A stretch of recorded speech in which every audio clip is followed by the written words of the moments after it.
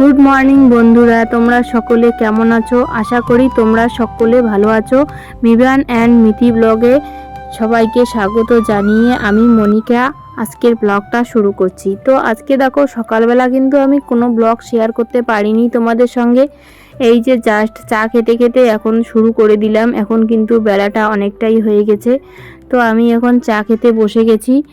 আর আমার সোনা মাম্মাম আর সোনা পাপাটা কিন্তু 4টার দিকে উঠেছিল, ভোরের দিকে উঠে আবার ঘুমিয়ে পড়েছে। তো আমি চা খেয়েই এখন চলে যাব টিউবওয়েল পাড়ে যাব কেন, ওদের এই যে কাপড়গুলো ধুতে হবে, তো তার জন্য সেগুলো আমি এখন এই কাপড়গুলো এখন ভিজিয়ে নিব।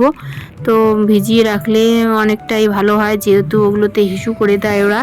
তো ভিজিয়ে ঝাঁপ জলে ভিজিয়ে রাখলে কি হয়, মানে ক্লিন হয়ে আসে অনেকটা। তার জন্য কিন্তু আমি একটুখানি ভিজিয়ে রাখি, তারপরে ধুয়ে দিই।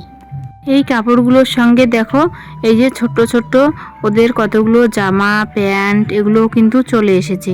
তো আমি জামা প্যান্টগুলোকে আলাদা করে গামলায় রেখে দিব, আর কাপড়গুলো বালতিতে করে রেখে দিব। এদিকে দেখো আমার স্নানের টাইমও হয়ে গেছে। ছেলে মেয়েকে তো আগে স্নান করিয়ে দিয়েছি, তো ভাবলাম আমিও স্নানটা এখনই করে নিব। তো এই যে আবার এখানে কতগুলো কাঁঠাল পাতা পড়ে আছে, তো আমি ঝাড়টা দিয়ে তারপরে স্নান করতে যাব।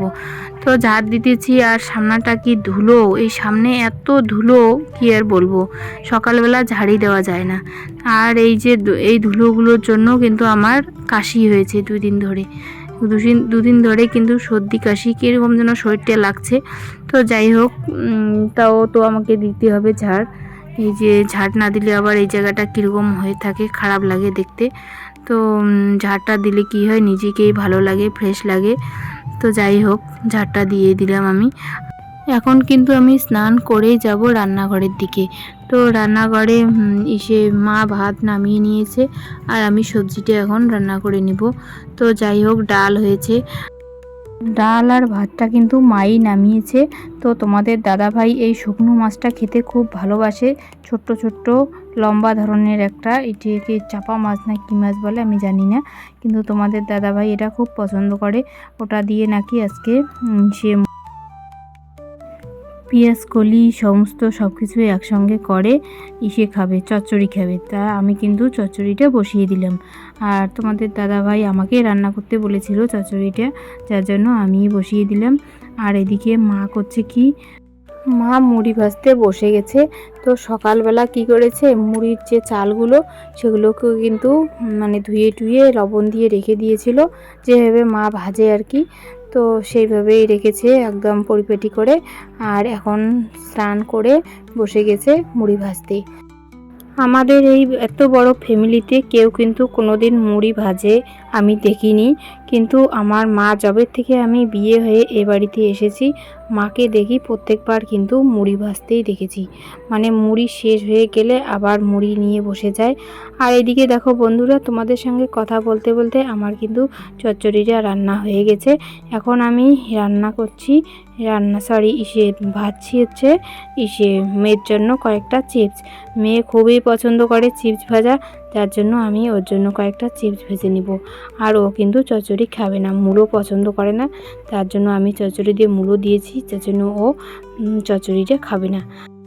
দেখো বন্ধুরা, তোমাদের সঙ্গে কথা বলতে বলতে কিন্তু আমার চিপস ভাজা শেষ হয়ে গেল। এই যে আমার চিপস ভাজা একদম কমপ্লিট। এইদিকে মার হচ্ছে উনানে মুড়ি ভাজছে। তো আমাদের রান্নাঘরে আর একটা মুড়ি ভাজার জন্য বড় উনান আছে, সেই উনানে কিন্তু মা বড় কড়াই দিয়ে এই যে মুড়ি ভাজছে। তা আমি ভাবলাম তোমাদের সঙ্গে একটু শেয়ার করি। এই যে দেখো, এখানে কিন্তু বালু দিয়ে দিয়েছে, এগুলো কিন্তু বালু।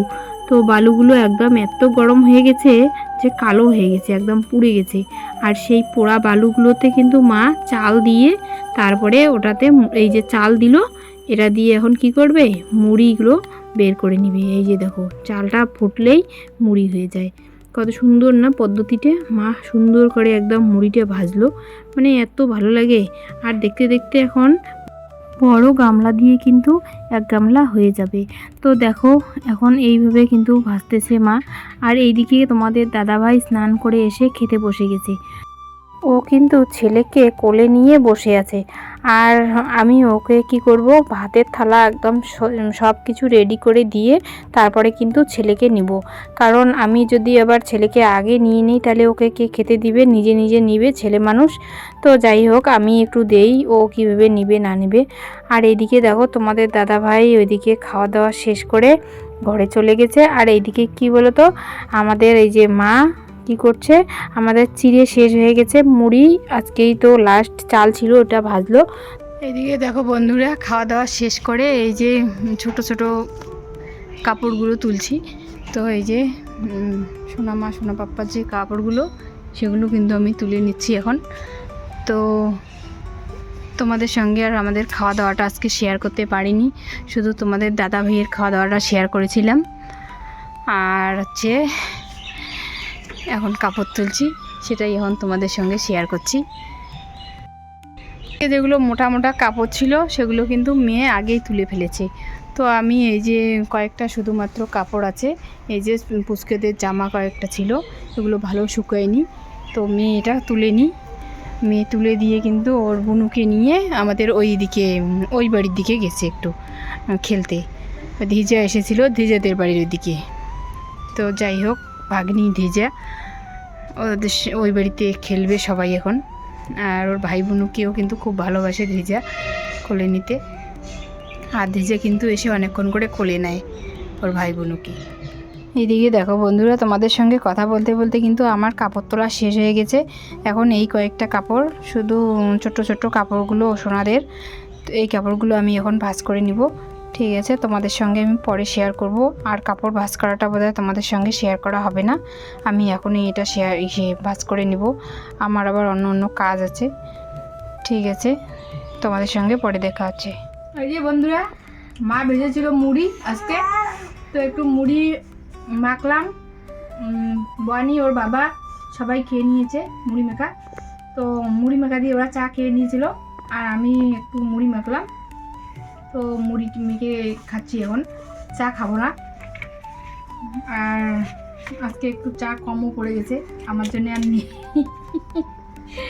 তো এই যে মুড়ি মাখাটাই খাবো এখন।